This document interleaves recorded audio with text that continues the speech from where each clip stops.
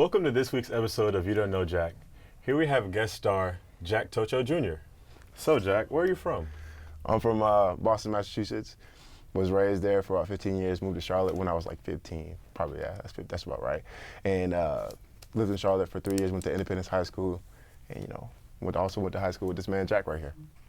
So Jack, like you said, you from Charlotte, North Carolina. Is Charlotte, that correct? North Carolina. Yep. That's crazy because I'm from Charlotte too. Mm-hmm. And you went to Independence High School? Yep. Wow, that's amazing. I went to Independence High School too. Oh, Your senior year, were you captain on the football team? I was captain on the football team. I was captain as well. Okay. And in your senior year, did you earn a scholarship to NC State? I sure did. Wow, so did I. That's amazing. And did you actually end up coming to NC State? Well, obviously.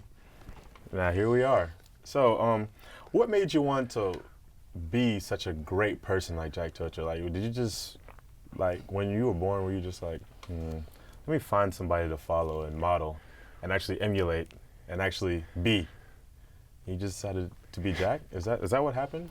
I mean, yeah, that's what it really turned out to be. I mean, you're a good person, right? Unless I don't know what's in the background with you. I don't know what's going on. I must be a good person if you want to be me so badly. I mean, you're a pretty good role model. I mean, you're pretty straight. Your head's on straight. So why not be Jack Jr.? Yeah. Fair enough. So Tony, how did it feel to be the dirtiest player on the team? It feels pretty good, as a matter of fact. Just not caring about your locker. Obviously not. You actually take up 3 lockers because of all the clutter around your locker. I mean, it's the people around me too. It's like a dirty row that we have.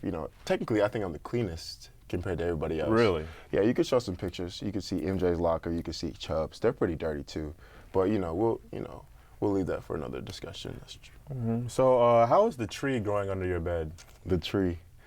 Oh, you talking about the apple? Yes. For those of you that don't know, freshman year, Tony let an apple roll underneath his bed. And I've been to Tony's room several times over the past few years, and it's still there since freshman year, since you've actually enrolled in it. I moved out of my room, but it was a superstition. Ever since the apple rolled under there, I've been having good luck, so I kept it on it for a little bit, for a little grip. Interesting. I know that's bad. That's so bad, isn't it? This is disgusting. So, Tony, what are your hobbies outside of football?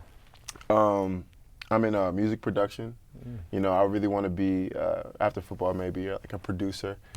So, I emulate, London on the track, Mike Will made it. Who else? Who's a really good producer?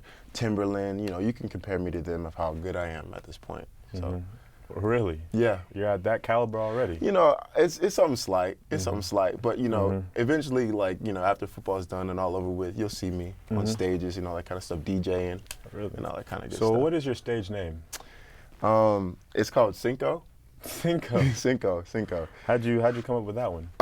So the way it's spelled, it's 5. The number 5, INC0. The reason being is, I'm number 50. You know what I mean? And Cinco is 5. But Cinco is Spanish. Cinco is Spanish, yes. I'm pretty sure the Cinco is a C. Yes, yeah, absolutely. But you chose 5. Yeah, because if you think about it, SC, they both. But it's a Spanish word. I'm 1/8 Spanish, Really? 132 Spanish, something like that. Okay. Interesting. A little bit. I got a little bit in there. I think you might be reaching a little bit, like on your pass protection. You never know, or I don't know. Okay, Tony. So Tony, from high school, you were quite the tennis player. What made you pick up tennis? Because such a large man as yourself, it must be kind of striking to be on the side of the opponent, seeing a large 300-pound man playing tennis. My mom brought me into it when I was like 2.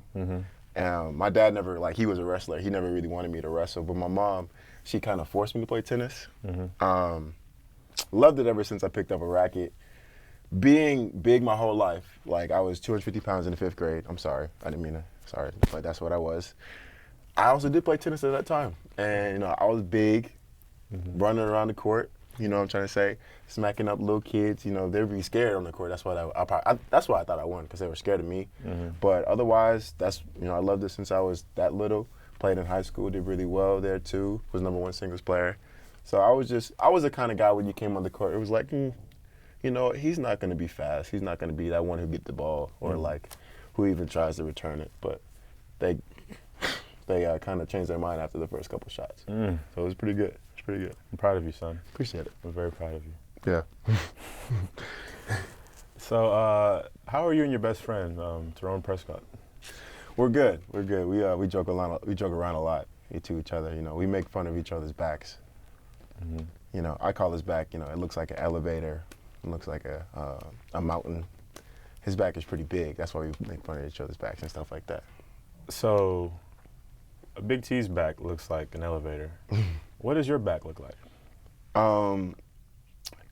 He refers to my back that looks like a tire. A tire. Yeah, he always says that. That's his #1 one. Because I always say I'm tired. And then after I say that, he says, you know, your back looked like a tire. You know, it relays off each other. So usually how it goes is we say a sentence, and then the last word of the sentence, if it works, we say your back looked like a. So let's say like, I would say I'm singing a song. I'd be like, you know, a Young Thug song like something, that's all. And then maybe we rhyme it too. He said, your back looked like a big ball. You know what I mean? Like it would go somewhere around that too. So it would be kind of fun.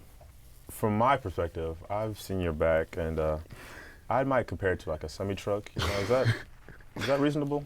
You know, I mean. That's reasonable. I would rather say like a Hummer or like, you know, a Tahoe. But, you know, a semi-truck, that's pretty big. That's a pretty big truck. Yeah, you have a really big back. Well, this is Tony Adams, and I'm Jack Tocho, and you don't know Jack.